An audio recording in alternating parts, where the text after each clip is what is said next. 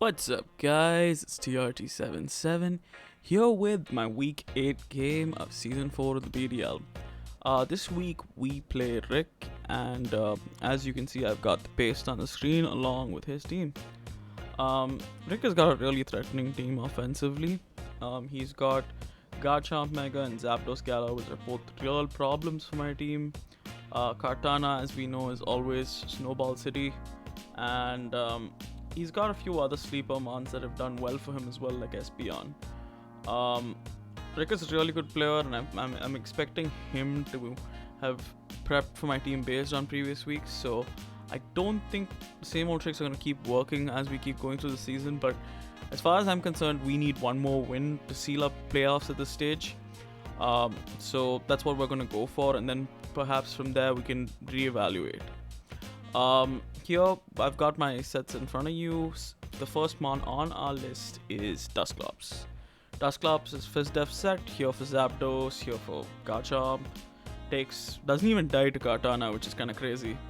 And it's just a really good defensive wall in this game, because I think he struggles to break it, and we just get a lot of chip on a lot of things because of it. And if anything, if there's a couple of weaknesses with his team, perhaps the lack of recovery, and perhaps the offensive synergy is a little bit lacking, because I think several mons can be walled by similar kind of walls, and that's the only thing I pull up. Nidoking is coming for sure, because I think if he brings Weezing Galar, there is no way in hell Nidoking doesn't just come in and claim 2 kills. I just don't think there's any way that he just prevents Nidoking from just killing 2 Pokemon, because if there's one thing about this team that's there, it's just that Weezing Galar just lets Nidoking get a sub off on it, and then from there it just comes down to, even if he's neutralizing gas, like it only applies for the turn he's in. From there we just definitely pick up 2 mons right there. Even if he scale shot Garchomp, and even if he gets 5 hits, he doesn't kill us. So actually no, I think 5 hits might kill us. I think it's 3 hits that we survive, but either which way, like if that's behind a sub, I mean, but either which way, Nidoking is a mon that I think can be really useful in this game, depending on what he brings. The next mon is Mega Scizor. Mega Scizor is coming in this week with Bruce Bullet Punch, Dual Wing Beat, U-Turn set.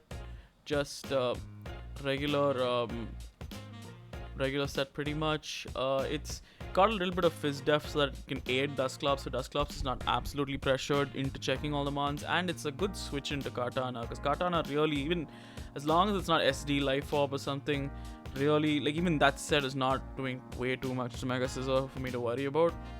Our next mon is Tapu Fini coming back with a classic set, except we're adding Shadow Ball to the set this time around, because Shadow Ball basically hits both Slowking and Espeon, which I'm kind of worried about Espeon after what happened in my TBA game against Shaded, where Reuniclus started spamming Psyshock against Mega Latias, and I realized maybe if I go 1-for-1 with Espeon and I can't taunt Espeon because of Magic Bounce, Psyshock could be a real problem. So Shadow Ball is there so that I can just break through Espeon quickly if need be. Superior Cabbage Guy is out here with another substitute set. Superior is really annoying for his team on so many levels, because it comes in on several of his mons, and it just always gets a sub up, and just sub Leech Seed spam, plus the fact that Leaf Storm and Dragon Pulse just chip everything down. Superior is incredibly annoying for his team. Aerodactyl is our last member. It's our designated revenge killer. It's a Choice Scarf set, outspeeds his whole team. Ice Fang does not kill Mega Chomp, but it puts it at least in Bullet Punch range, depending on the spread. Flamethrower from no special attack, Adamant. Aerodactyl literally does 140 min, which is kind of funny. We didn't need all that much speed, because I think if he brings Scarf Greninja, like, so be it. Like I can just go into Fini. It's probably easier for me. But if even if he's Gunk Shot, as long as he's not boosting item or Jolly, or like as long as he's not either max attack or something, it's not a huge issue to Tapu Fini. We do have sizable amounts of defense to Fini, so that Earthquake from Mega Chomp with max attack is never a 2-hit KO. So this is our team going into it, guys. So now I'm just going to jump into the game. Now guys, jumping into the game, as you can see, he's brought quite an offensive team. He actually just said no you to all his walls, which I kind of understand why, because again, like Mons like Slowking, not exactly the best Mons against team with a superior in it. And I think I just had too many checks to a bunch of his walls, so he's just gone really offensive, high pressure. I think that my lead here, I'm just gonna start this up now. My lead here is gonna be superior because I think causes the most issues, but he goes straight, he leads Galados, and here I have to just think whether this is Scarf or not, or I can just switch into my Dustclops and frisk it, and it is Scarf. So he's gonna U-turn out. He's got a pretty good momentum game with this team. Here I'm just gonna switch out to avoid having to get hit with a knockoff from Kartana, and he makes a smart double into Rotom Heat. So early on he's already making aggressive doubles, and I'm doubling back into Rotom Heat here, and he makes a good play and he fold switches right into Greninja.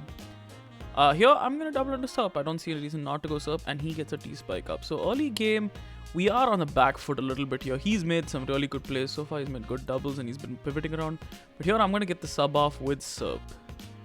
And here I'm gonna go with the usual leech seed set, because I know Rotom Heat can't break my sub if it goes down below -2, if it goes to -4. So I'm gonna sub up again. I don't have glare on this set unfortunately this week, but again, just easy to just get a few hits off.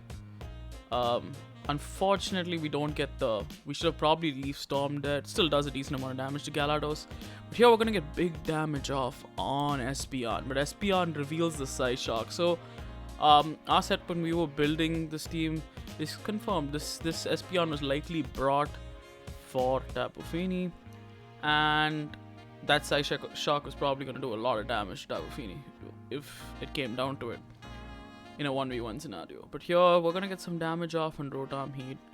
Here I'm just going to stay in again with sub, because I don't see a reason to switch out here. He has to keep overheating to break my sub, and as you see he goes to the pain split predicting the switch.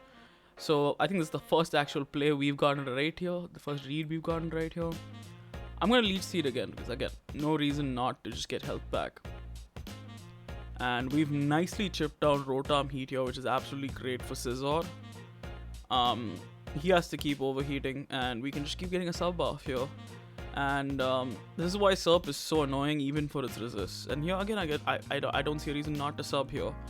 And we're at +2, so we can get some decent damage off on something. And here he's gonna sack Rotom Heat.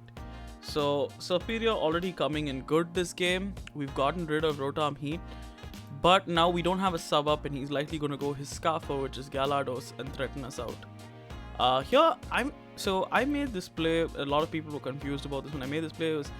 I wanted to sack Nidoking here, mainly not because Dustclops, I was scared of chip on Dustclops. This didn't 2-hit KO Dustclops in any universe, but even at 78. So I was more afraid here of the fact that he could easily just click U-turn again, and if he clicked U-turn, I would be in a bad position with some of the other Mons, whereas Nidoking still forced his hand a little bit, forced him to go something like Espeon.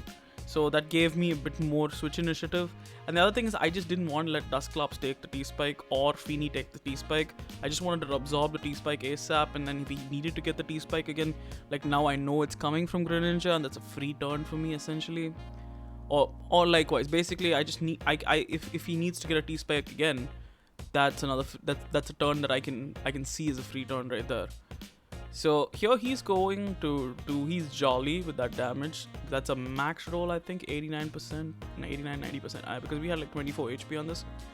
But here Nidoking is gonna go down to Galarian Zapdos. We mentioned pre-game how much of a problem this Pokemon is. Here I'm gonna go Dustclops. Again, we frisk him Choice Scarf, we know this already. But here I am going to click Infestation. Why am I going to click Infestation and not as Toss?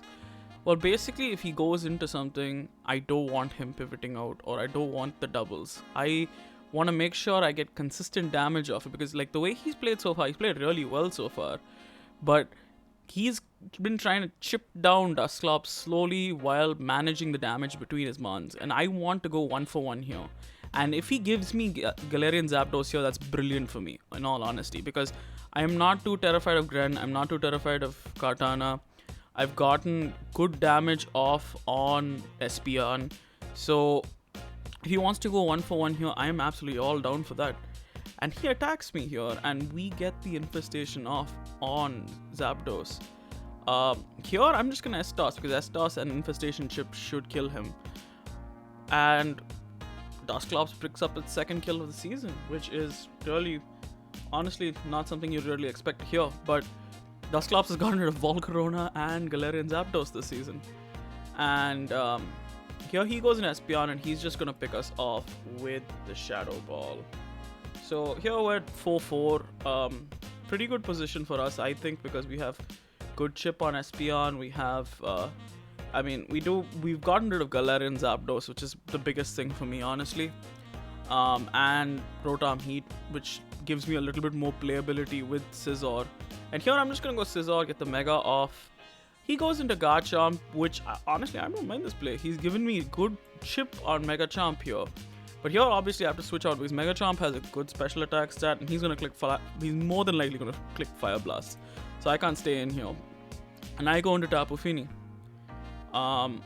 He clicks Earthquake, and I assume by that damage he is Adamant Max Attack, not Jolly, because I think if you use Jolly, I think that was 48 was max roll, or 49.1 was max roll, but. Here, I'm just gonna click Draining Kiss. He doesn't really have a good switch into it, and we get so much chip on.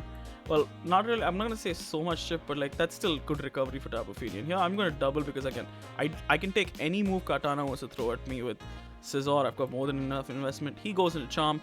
I double here into Mega Arrow, into regular Arrow, because even if he goes for the Fire move, it doesn't bother us too much. And here, I can go for. He's well within Ice Fang range, but the other thing I'm noticing is he doesn't have a flying resist anymore. And even if he stays in, even if he wants to, he has to Draco, I think, to kill me. And he has to be special, or he has to have Stone Edge. Either which plays, I think for him, risking the Ice Fang here is not a good play. And I don't expect him to stay in. So I'm just going to go for dual Wing Beat here. And we get some beautiful chip off on Greninja here. He does have some HP investment because that did less than I thought it would. And here he's going to go into Espion and sack off Espion. So Aerodactyl gets on the board for the season. Now, he doesn't know that we are locked into Aero here. And this is probably maybe a situation where he could go Scarf Katana, thinking that he could beat us. But we're not going to kill Katana because obviously we're locked in. And Leaf Blade, Leaf Blade shows me that he's not a boosting item. He's maybe he could be Expert Belt, but or he could be just Scarf, because we're faster than Scarf Katana on this set. That's also a possibility, but I don't know if he's gonna bring dual Scarf against my team. Either way, here Aero is going to pick off Katana, and Aero is putting in the finest of work here in this game. It's done its job. It's gotten me chip on basically every Mon. It's gonna get a nice bit of chip here and put Garchomp in range for a lot of things as well. And here, now we lose Aero to Garchomp, but now I'm just gonna go Serp here. The reason I'm going Serp here is because obviously we guaranteed outspeed. I think I just was trying to not risk the roll on Bullet Punch with Scizor here. So that was my only thinking, honestly, that was the only rationale I had. And also, if he EQ'd and then if he's a Gunk Shot on Gren, I think Draining Kiss does not give us enough HP enough to lift that Gunk Shot if he's like Expert Belt or something. So I'm just gonna go Serp here, click Dragon Pulse, pick off Garchomp. Now it comes down to Gren here. Gren is his last Pokemon. I don't think we can lose from this position because I don't think there's any one move he can use to OHKO Mega Scizor. I think his play is probably going to either be Dark Pulse spamming if he's choiced, or if he's got Gunk Shot. This is where he shows us he's got Gunk Shot, but my calc right now is showing me that we're not getting 2-hit KO'd by Gunk Shot, so I'm not too concerned here. So I'm going to switch into Tapu Fini just to preserve that differential. And he unfortunately misses the Gunk Shot. and that was super unfortunate there on his part, and I do apologize. I feel like maybe he definitely deserved that. And here he goes to the gunk shot and he does 60, and he's life for max physical attack. So that miss really sucked, and I really apologize, because I think that would have affected differential, because at that point I would have probably had to sack him on. Knowing myself, I would have sacked him on and then gone Scizor, but the thing would have been that 29 is within range of bullet punch. So Scizor won anyway, I think, at that point. Even, like, especially with life orb chip, Scizor definitely won with U-turn, if not. So here Tapu Fini is gonna pick off Greninja. Even when Tapu Fini is supposed to die, it does not die, which is just kinda, it is kinda hilarious at this point. It's kind of a meme at this point. Tapu Fini is 22-0 in the season, but here we're going to pick up the 3-0 win over Rick. GG's to Rick. I honestly think he played much better against me than anyone else has this season, with a far worse matchup, because I feel like, especially a mon like Serp was a nightmare for his team to deal with. Even Nidoking, like the mons he didn't bring, like the Weezing Galar and stuff, those are the kind of mons you want in a game like this, and you can't bring them just because you have a Nidoking there that can just sub on them. And I feel like he played a really good game in terms of keeping pressure up. I think maybe him giving me Galarian Zapdos was a factor in this game that cost him the game. But overall, I feel like this was a really good game. I feel like he definitely got robbed of some differential with that gunk shot miss. But yeah, this was a really good game, and hopefully we'll see him again in playoffs as well. But for now, guys, we are up to 7-0 plus 30, which again, I just can't believe we're in this position at this stage. For me, it's always the first thing I look at in every season is, let's confirm playoffs, and I'm pretty sure 7 wins we are now confirmed to playoffs.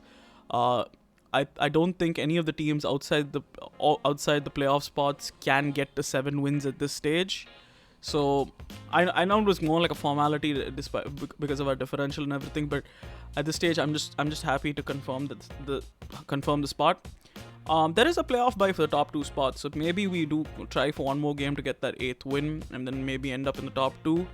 Right now we're buying away in first place. I think Clay has only lost 1 game as well, so he's in second. So I think maybe we try for one more game or something like that. But after that, I'm probably gonna cool it down a little bit, bring a little bit more heat before the playoffs. Try not to reveal too much.